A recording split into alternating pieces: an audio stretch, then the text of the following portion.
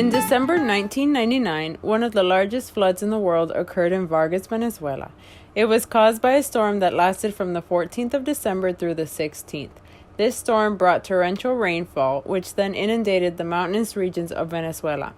These mountains include Vargas, which is north of Caracas, and other northern parts of the country. As the rainfall continued, landslides, massive debris flows, and floods began to occur. Although the pattern of rainfall in this area is consistent, it is very unusual for so much rain in the month of December. The rainy season is usually from May through October. The storm was brought by a cold front that interacted with moist flow from the Pacific Ocean. The 1999 Venezuela flood is known as one of the largest historical rainfall-induced debris flows worldwide.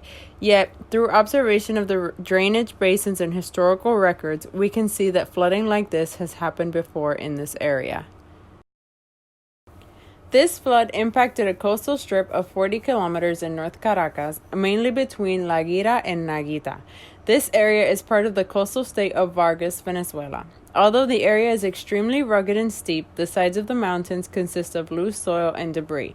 The steep slopes are underlain by schist and gneiss. The president at the time, Hugo Chavez, said that the events could not have been avoided, but the residents were also not given any warnings or orders to evacuate.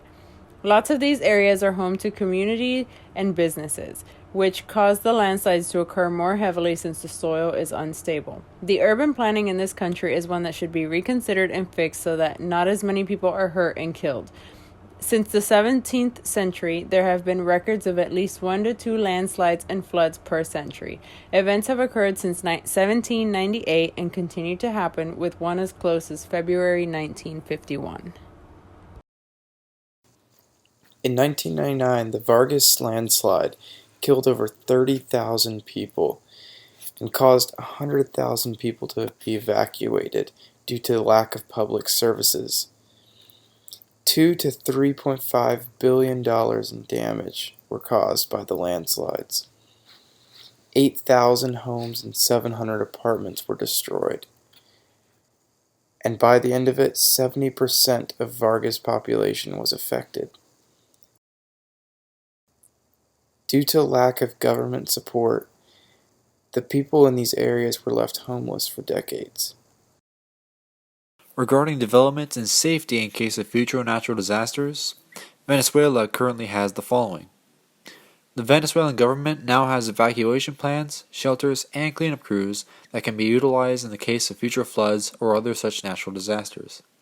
The Venezuelan government can declare a state of emergency when such natural disasters occur and can send out a police force to prevent looting. Though parts of Venezuela remain relatively unsafe due to risk of flooding, residents continue to live in such areas. Outside charity organizations, such as the American Red Cross organization, have provided assistance to Venezuela and can do so again in case of future floods or other such natural disasters. Many people continue to live in houses that are structurally unstable or lie in areas that would be highly susceptible to destruction if flooding were to occur again, such as on a steep mountain face. It seems that little to no work has been done to improve the structural integrity of residential buildings in the event of future flooding, but this may be due in part to a general lack of capital that would be necessary to make such improvements.